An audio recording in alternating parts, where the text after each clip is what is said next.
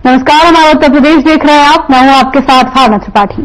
हमारी bureau head सपना चारण ने महाकुंभ की तैयारी को लेकर खास चर्चा की और अपने विचारों को साझा किया। उन्होंने कुंभ की तैयारियों के बारे में तो बताया ही, इसके साथ ही यह भी बताया कि कैसे सीएम योगी के नेतृत्व में पूरा प्रशासन कुंभ को सफल बनाने में जुटा हुआ है। आस्था शौर्य के अद्भुत संगम तीर्थों के राजा प्रयागराज में महाकुंभ को लेकर तैयारियां जोरों शोरों से चल रही हैं और ऐसे में महाकुंभ को लेकर संतों में काफी ज्यादा उत्साह नजर आ रहा है और महाकुंभ मेले को लेकर संतों का आना जाना लगा है और ऐसे में प्रशासन की तरफ से भी सुरक्षा व्यवस्था के पूरे इंतजाम किए गए हैं और देश का हर सनातनी इस इंतजार में है कि कब महाकुंभ शुरू हो और कब आस्था की डुबकी लगाई जाए। और इसी महाकुंभ मेले को लेकर इस बार क्या कुछ खास रहने वाला है, इससे पर ज्यादा जानकारी के लिए हमारे साथ ब्यूरो हेड सपना चारण जुड़ चुकी हैं। उनसे जानेंगे कि इस महाकुंभ मेले में क्या कुछ खास रहने वाला है। तो मैम, सबसे पहला सवाल मेरा यही है कि 12 साल बाद महाकुंभ मेले का आयोजन किया जाता है, तो इस महाकुंभ में ये जो महाकुंभ मेले का आयोजन किया जाएगा, इस महाकुंभ मेले में क्या कुछ खास रहने वाला है, वो हमारे दर्शकों को बताइए। सबसे पहले सोनिया, मैं आपको बताना चाहूंगी 12 सालों में जैसे कि कुंभ होता है, तो ये अगर सबसे पहले शुरुआत करें तो इस बात से मैं अपने दर्शकों का ध्यान इस पर डालना चाहूंगी कि वैश्विक स्तर पर जो महाकुंभ होने जा रहा है, इससे पहले वैश्विक स्तर पर पूरी दुनिया की नजरें महाकुंभ पे हैं। मैं आपको बताना चाहूंगी, मैं ऐसे लोगों से मिली जो विदेश से आए हैं, एम्बेसी अलग अलग एम्बेसी से आए हैं, जो दिल्ली में आकर यहाँ पर महाकुंभ का जो एक कार्यक्रम किया गया, जिसमें मैं आपको बता दूं हमारे जो उत्तर प्रदेश के मंत्री हैं, पर्यटन मंत्री, और जो हमारे भारत सरकार के केंद्रीय पर्यटन मंत्री हैं, वो भी मौजूद थे। वहां पर सब लोगों को बुलाया गया। वहां पर हमने भी काफी सारे ऐसे एम्बेसी के लोगों से बात की। उनसे पता चला कि विदेशों तक भी महाकुंभ की चर्चा है और लोग एक्साइटेड हैं ये जानकर, क्योंकि महाकुंभ जो है वो सिर्फ हमारे हिंदू धर्म का त्योहार नहीं है, उसकी मान्यता अलग अलग मायने से हर देश में मानी गई है और उसके मायने अलग हो सकते हैं, लेकिन वो जिस तरह से साइंटिफिकली भी इसको, अगर हम सिर्फ बात करें धर्म की, धार्मिक हमारा सबसे पहले मैं आपको बताना चाहूंगी, जो हमारे धर्म है ना, वो सिर्फ हम लोग मानते हैं कि ये सनातन धर्म है, इसकी सिर्फ सनातन महत्व है, लेकिन इससे कहीं ना कहीं हमारा जो धर्म है पुराने समय से जुड़ा हुआ है, साइंस से। हर चीज के पीछे आप जाइए, कहा जाता है, जैसे कि मैं आपको बताऊंगी 13 जनवरी से जो शुरू हो रहा है कुंभ का समय और 26 फरवरी तक जो चलेगा 2025 में, तो इस समय जो सारे ग्रह होंगे वो अलाइन होंगे जी। जब उस समय स्नान होगा, जो इस तरह के एनवायरमेंट बनता है, जो भी वहां स्नान करेगा उसके लिए साइंटिफिकली, हेल्थ वाइज और उनके ग्रहों के वाइज, जो कि हमारे धर्म में माना गया, वो बहुत ही अच्छा रहेगा। इसलिए कि दूर दूर से लोग आते हैं वहां पर और कि दूर दूर से लोग आकर वहां जमा होंगे, स्नान करेंगे, बहुत भारी भीड़ जमा होने जा रही है, जिसके लिए योगी आदित्यनाथ जी बहुत इसके ऊपर बड़ी भूमिका निभा रहे हैं। वो हमारे ऐसे मुख्यमंत्री, हमारे तेजस्वी उत्तर प्रदेश के मुख्यमंत्री हैं, जिन्होंने इतना बड़ा एक आयोजन करने का प्रण लिया है। 12 साल में जो ये होने जा रहा है, इस सालों में कभी नहीं इतने बड़े स्तर पे बनाया गया जो महाकुंभ इस बार मनाया जा रहा है। मैम, मैं आपसे ये भी जानना चाहूंगी कि अभी जैसे कि आपने स्नान की बात की है, तो महाकुंभ में स्नान का काफी ज्यादा महत्व होता है, क्योंकि 12 साल लोग इंतजार करते हैं, श्रद्धालु इंतजार करते हैं कि वो कब आस्था की डुबकी लगाएंगे। तो ऐसे में कब कब ये शाही स्नान जो होता है और इसके पीछे का महत्व क्या है? हाँ, जैसे कि मैंने भी थोड़ी इसके बारे में जानकारी की, हालांकि बहुत सारे लोगों को इसके बारे में पता नहीं होगा, लेकिन मैं आपको बता दूं, वैसे तो 10 शाही स्नान होने हैं जो कि 13 जनवरी से शुरू होंगे और 26 जनवरी को जो कि महाशिवरात्रि के दिन लास्ट स्नान होगा। लेकिन उससे पहले जो 10 जनवरी को एक स्नान पड़ने जा रहा है, वो बहुत एक महत्वपूर्ण तिथि है कि वो 11वां शाही स्नान गिना जाएगा, तो 10 जनवरी से ही शाही स्नान शुरू हो जाएगा। अगर बात की जाए तो जिस तरह से सीएम योगी आदित्यनाथ लगातार निरीक्षण कर रहे हैं, दौरा कर रहे हैं और घाटों की तैयारियों को लेकर, महाकुंभ में जो भी तैयारियां हैं उसको लेकर तीसरी बार सीएम योगी आदित्यनाथ आज तीसरी बार उन्होंने दौरा किया है, तो ऐसे में अधिकारियों को दिशा निर्देश भी दिए गए हैं। तो सुरक्षा व्यवस्था को ध्यान में रखते हुए क्या कुछ इस पर ज्यादा जानकारी है? सुरक्षा की बात करें तो आपको बता दूं कि बहुत बड़ी एक टुकड़ी तय की गई है और बहुत आपको बता दो 50,000 पुलिस कर्मियों की एक टुकड़ी तय की गई है, जो कि खास तौर पर इस कुंभ के आयोजन में सारी व्यवस्थाओं को देखने के लिए, भीड़ भाड़ में ट्रैफिक को मैनेज करने के लिए और लोगों को परेशानी ना हो उसके लिए, और हेल्थ के अलग इंतजाम किए गए हैं। वहां पर अलग से टेंट लगाए गए हैं, महिलाओं के लिए अलग से व्यवस्था की गई है। आपको बता दो इसके अलावा वहां पर जो लोग वहां पर पहुंचेंगे स्टेशन के पास, वहां ऐसी व्यवस्था करने का इंतजाम किया जा रहा है कि वो स्टेशन से ही घाट तक के दर्शन किए जा सके, जिससे उन्हें सुविधा हो। और सबसे ज्यादा बड़ी बात मैं आपको बता दूं, 13 जनवरी से जो कि शुरू होगा महाकुंभ, उससे पहले 13 दिसंबर को प्रधानमंत्री जी से इन सारी योजनाओं का मुख्यमंत्री जी ने उद्घाटन करवाया। वो वहां पर पहुंचे, लगभग 55,000 करोड़ का इन्वेस्टमेंट होने जा रहा है। ये बहुत बड़ा इन्वेस्टमेंट है और इससे क्या होगा, प्रयागराज भी ऊपर उठेगा, उभरेगा, बहुत सारे डेवलपमेंट्स होंगे। ये एक आस्था का तो महाकुंभ है, इसके अलावा लोगों को वहां पर रोजगार भी मिलेगा, बहुत मायने में ये फायदेमंद होगा। सिर्फ उत्तर प्रदेश के लिए नहीं, पूरे हमारे देश की छवि उभरेगी।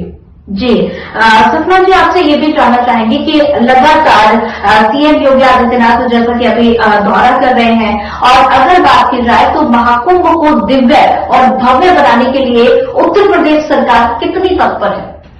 ये तो आप देख ही सकते हैं, लगातार मुख्यमंत्री जी भी लगातार दौरे कर रहे हैं, सारे अधिकारियों को उन्होंने दिशा निर्देश दे दिए गए हैं। इस बार इस कुंभ को भव्य और दिव्य बनाने की पूरी तैयारी की गई है। आपने देखा होगा अर्धकुंभ इससे पहले हुआ था, तो उस समय भी बहुत बड़े स्तर पे किया गया था, लेकिन इस बार कुछ और अलग चीजें देखने को मिलेंगी। धर्म से जुड़ी बहुत सारे मंदिर अलग अलग तरह के वहां पे बनाए जा रहे हैं, जो कि लोग जाकर के देखेंगे, उन्हें अच्छा लगेगा।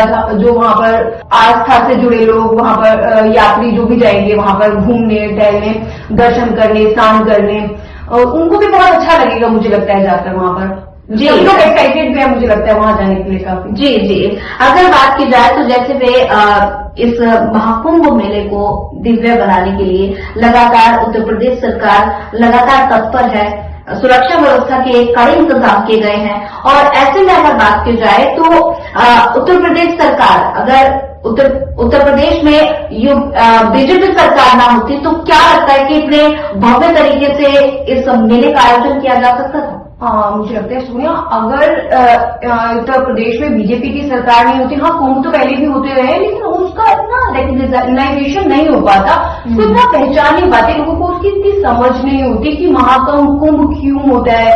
हम लोग को लगता था जब हम छोटे थे तो बस एक मेला लगता है जिसमें लोग घूम जाते हैं, बचपन में जो सुना था, लेकिन आजकल हम लोग उसका महत्व समझ पा रहे हैं कि वो हमारे धर्म में कितना महत्वपूर्ण है, उसकी हमारी क्या धार्मिक महत्वता है, वो हमारे लिए कितना जरूरी है हर एंगल से। ये बच्चा आज के समय में जान रहा है। मैं मानती हूँ कि इसमें ऑफकोर्स बीजेपी पार्टी, हालांकि मैं उनकी प्रवक्ता नहीं, लेकिन हाँ उन्होंने ये बहुत अच्छा काम किया है हमारे समाज के लिए और एक हिंदू धर्म के लिए बहुत बड़ा काम किया है। बिल्कुल। सपना जी, मेरा आखिरी सवाल है कि महाकुंभ को लेकर लगातार तैयारियां जोरों शोरों पर है। प्रधानमंत्री नरेंद्र मोदी भी अभी दिसंबर में 13 दिसंबर को उद्घाटन करने के लिए पहुंचे थे, तो ऐसे में बड़े स्तर पर इंटरनेशनल लेवल पर इस महाकुंभ को दिखाया जा रहा है, तो ऐसे में महाकुंभ का इतिहास की अगर बात की जाए तो इतिहास क्या कुछ रहा है महाकुंभ को लेकर?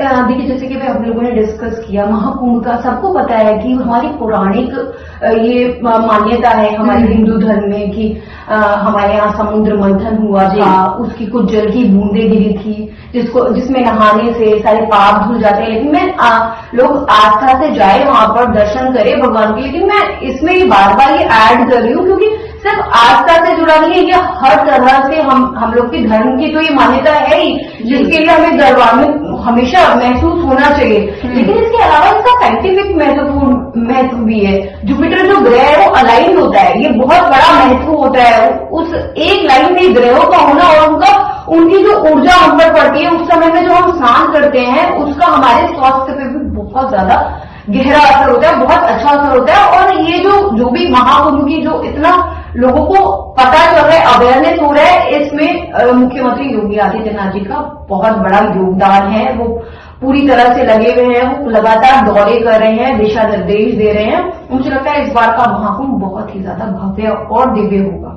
जी, तो हमारे साथ खास जानकारी साझा करने के लिए सपना जी आपका धन्यवाद। तो महाकुंभ को लेकर लगातार तैयारियां जोरों शोरों पर हैं और उत्तर प्रदेश सरकार भव्य तरीके से इस महाकुंभ मेले को भव्य और दिव्य बनाने के लिए पूरी तरह से तत्पर है। लगातार मुख्यमंत्री योगी आदित्यनाथ भी दौरे कर रहे हैं। उत्तर प्रदेश के मुख्यमंत्री योगी आदित्यनाथ ने सोमवार को अपने सरकारी आवास पर जापान से आए एक प्रतिनिधिमंडल से मुलाकात की। तो वहीं उत्तर प्रदेश के मुख्यमंत्री ने मुलाकात की और राज्य सरकार के एक बयान के मुताबिक मुख्यमंत्री ने जापान के यामानाशी प्रांत के गवर्नर कोटारो नागासाकी के साथ आए प्रतिनिधिमंडल का स्वागत किया और कहा कि भारत और जापान के संबंध सदियों से मैत्रीपूर्ण रहे हैं। उन्होंने कहा कि दोनों देशों के मध्य एक सहस्त्रावधि से अधिक समय से रणनीतिक, सांस्कृतिक व वैश्विक सहभागिता की जड़ें जुड़ी हुई हैं और अब जब दुनिया के तमाम देश युद्ध में हैं, तब प्रधानमंत्री नरेंद्र मोदी भगवान बुद्ध के संदेश के माध्यम से दुनिया को शांति, सौहार्द और एकता के सूत्र में बांध रहे हैं। सीएम ने कहा कि भारत और जापान बड़ी अर्थव्यवस्था वाले देश हैं। समान सामाजिक आर्थिक विकास की प्राथमिकताओं के साथ लोकतांत्रिक, धर्मनिरपेक्ष और बहुलवादी प्रणालियों के साथ साथ विश्व स्तरीय सामरिक दृष्टिकोण भी दोनों देशों के समान है। प्रधानमंत्री मोदी और जापान के पूर्व प्रधानमंत्री दिवंगत शिंजो आबे के प्रगाढ़ संबंधों ने भी भारत जापान के राजनीतिक, आर्थिक और व्यावसायिक संबंधों को नई ऊंचाइयों पर पहुंचाया है। राज्य सरकार जापानी कंपनियों के साथ सहयोग करने की इच्छुक है। बयान में कहा गया है कि राज्य सरकार की ओर से मुख्य सचिव मनोज कुमार सिंह और यामानाशी प्रांत के गवर्नर के नीति नियोजन ब्यूरो के महानिदेशक जुनिची इशिदेरा ने समझौता ज्ञापन यानी कि एमओयू का आदान प्रदान किया।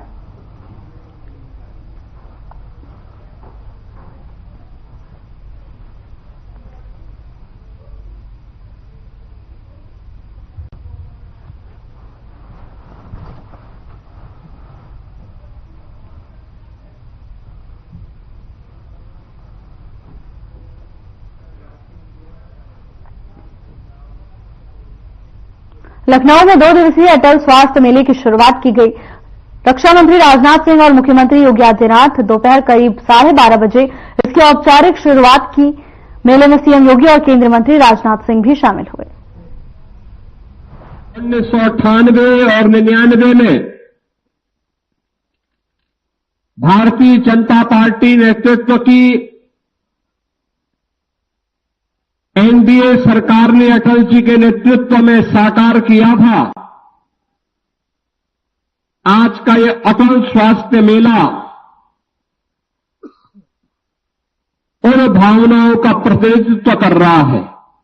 मैं सबसे पहले इस आयोजन में जब अटल स्वास्थ्य मेला उद्घाटन कार्यक्रम में आदरणीय रक्षा मंत्री जी उपस्थित हुए हैं और साथ साथ लखनऊ को उनके द्वारा 662 करोड़ रुपए की 181 परियोजनाओं का एक उपहार भी दिया जा रहा है।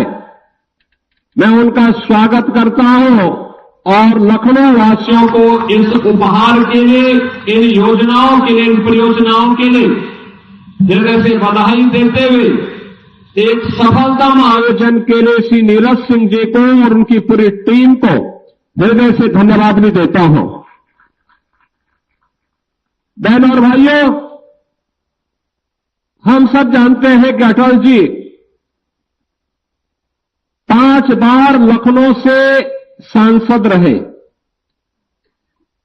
लखनऊ से सांसद बनने के बाद ही देश के प्रधानमंत्री बने और भारत की राजनीतिक अस्थिरता से स्थिरता की ओर बदलते हुए उन्होंने देश को न केवल राजनीतिक स्थिरता दी, बल्कि देश के अंदर पंडित दीनदयाल उपाध्याय के अंत्योदय की परिकल्पना को कैसे साकार किया जाना है,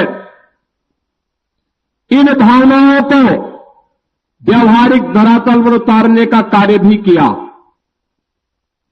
जिस अंत्योदय की बात अटल जी ने की थी, वह खाद्यान्न सुरक्षा के साथ साथ हर गरीब को स्वास्थ्य की सुविधा प्राप्त हो। स्वास्थ्य मेलों की शुरुआत भी अटल जी की सरकार के समय प्रारंभ हुआ था, बीच के कालखंड में अवरुद्ध हो गया। लेकिन मैं धन्यवाद दूंगा श्री नीरज सिंह जी को कि इन्होंने अटल जी के द्वारा शुरू किए गए उन स्वास्थ्य मेलों को अटल स्वास्थ्य मेले के रूप में फिर से पिछले 5 वर्ष के अंदर लखनऊ के अंदर जमीनी धरातल पर उतार करके जो कार्य किया है 19, 20, 21, 22, 23, 23 यानी 19 से 23 के बीच 25 दिसंबर में 2024 में जब अटल जी की शताब्दी महोत्सव है, हजारों लोग फिर इस योजना के साथ जुड़ने जा रहे हैं। सचमुच एक अच्छा प्रयास है, एक सराहनीय प्रयास हुआ है। बहनों और भाइयों, अटल जी ने जो सोचा था विकास के लिए, उस कार्य को जमीनी धरातल पर उतारा है हमारे आदरणीय रक्षा मंत्री जी ने। आज लखनऊ के अंदर विकास के जो कार्य हम सबको देखने को मिलते हैं, वह अभिभूत करने वाले होते हैं और सचमुच एक राष्ट्रीय यानी प्रदेश के अंदर प्रदेश की राजधानी है, राजधानी के अनुसार उसके इंफ्रास्ट्रक्चर का यह स्वरूप हम सबको राजधानी के अंदर भी देखने को मिलता है। बहनों और भाइयों, जो अटल जी ने सोचा था उसे व्यावहारिक धरातल पर उतारने का काम किया है आपके लोकप्रिय सांसद और देश के वर्तमान में रक्षा मंत्री माननीय श्री राजनाथ सिंह जी ने। सौभाग्य से आज अटल जी के शताब्दी महोत्सव के कार्यक्रमों का शुभारंभ करने, उन कार्यक्रमों में भागीदार बनने के लिए वे स्वयं लखनऊ में आए। आज प्रातःकालीन सत्र में केडी सिंह बाबू स्टेडियम में लगभग 25 से 30 हजार युवाओं के कार्यक्रम में बरसात के बावजूद भव्य समारोह में सदैव अटल जी के प्रति जो श्रद्धा और सम्मान का भाव युवा पीढ़ी के अंदर देखने को मिला अद्भुत है। और वह भाव इस बात को बताता कि अटल जी सचमुच भारतीय राजनीति के आजाद शत्रु थे। हर तबका उनका सम्मान करता था, हर एक और उनके प्रति श्रद्धा का भाव था। और श्रद्धा का भाव केडी सिंह बाबू स्टेडियम में भी देखने को मिला और अभी अटल स्वास्थ्य मेले में भी देखने को मिल रहा है। यहां पर योजनाएं लखनऊ की तो है ही। मैं इस बात के लिए भी नीरज सिंह जी को धन्यवाद दूंगा कि कृत्रिम अंग उपकरण वितरण के माध्यम से यहां पर आज इन दिव्यांग जनों को ये उपकरण दिए जा रहे हैं। ट्राईसाइकिल है, व्हील चेयर है, ड्राइंग स्टिक है, इयररिंग है और भी अन्य तमाम प्रकार के कृत्रिम अंग उपकरण वितरण के कार्यक्रम भी यहां पर उन्हें प्रदान किए जा रहे हैं। केंद्रीय रक्षा मंत्री राजनाथ सिंह उत्तर प्रदेश के मुख्यमंत्री योगी आदित्यनाथ के साथ पूर्व पीएम अटल बिहारी वाजपेयी के जन्म शताब्दी वर्ष के अवसर पर अटल युवा महाकुंभ के उद्घाटन में शामिल हुए। उत्तर प्रदेश के मुख्यमंत्री योगी आदित्यनाथ ने अटल स्वास्थ्य मेला को संबोधित भी किया। उन्होंने कहा कि अटल जी ने विकास के लिए जो सोचा था उसे धरातल पर उतारने का काम आपके सांसद और हमारे रक्षा मंत्री राजनाथ सिंह ने किया है। लखनऊ में जो काम हो रहा है वो अभिभूत करने वाला है।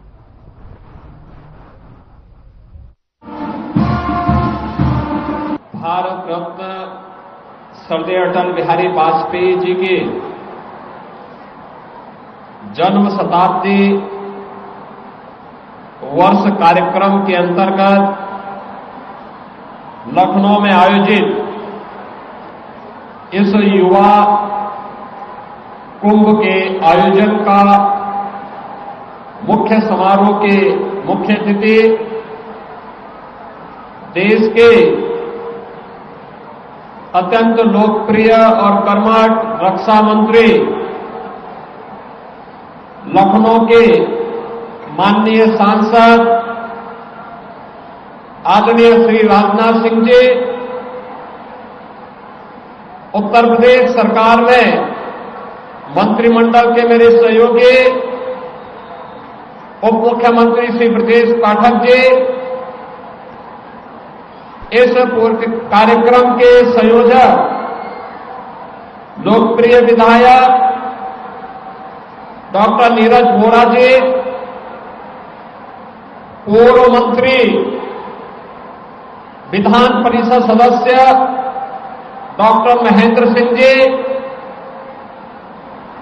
महापौर श्रीमती सुषमा खड़गवाल जी, सभी माननीय विधायकगण, विभिन्न संस्थाओं से उपस्थित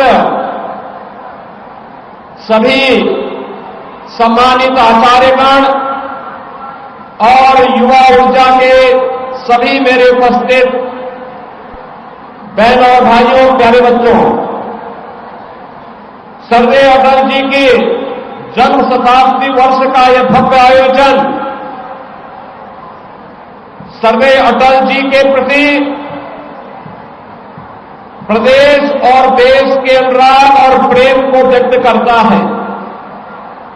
इस भव्य आयोजन के मुख्य अतिथि के रूप में आज यहां पर माननीय रक्षा मंत्री जी का सानिध्य इन सभी बच्चों को प्राप्त हो रहा है।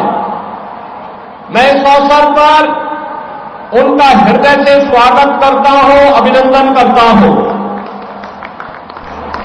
मैं धन्यवाद देता हूं यहां के जनप्रतिनिधियों को, जिन्होंने सरदेव अटल जी की स्मृति को जीवंत बनाए रखने के लिए सभी संस्थाओं को एक मंच देकर के लखनऊ और देश के अंदर शताब्दी महोत्सव के कार्यक्रम को एक नई ऊंचाई दी है। आज का यह युवा कुंभ उन स्मृतियों को ताजा कर रहा है जो भारत की सनातन धर्म की परंपरा में कुंभ के आयोजन के साथ जोड़ती है। हम सब जानते हैं कुंभ भारत की पहचान है, भारत की सनातन आध्यात्मिक ऊर्जा की अनुभूति का समागम है और उस महासमागम का एक दृश्य जो हमें 13 जनवरी से 26 फरवरी में प्रयागराज की धरती में देखने को मिलेगा, उसकी एक झांकी आज यहां पर प्रशासन के साथ मिलकर के यहां के लोकप्रिय जनप्रतिनिधियों ने माननीय रक्षा मंत्री जी के सामने दिया है। यह वास्तव में अटल जी की उन पंक्तियों में कि कदम मिलाकर के चलना होगा, उनकी अनुभूति कराता है जो अटल जी ने कहा था कि उजियारे में, अंधकार में, कलकछार में, बीजछार में, बीजधार में, घोर घृणा में, पूत प्यार में, क्षणिक जीत में, दीर्घहार में, जीवन के सत आकर्षक और मानव को दलना होगा, कदम मिलाकर के चलना होगा, कदम मिलाकर चलना होगा।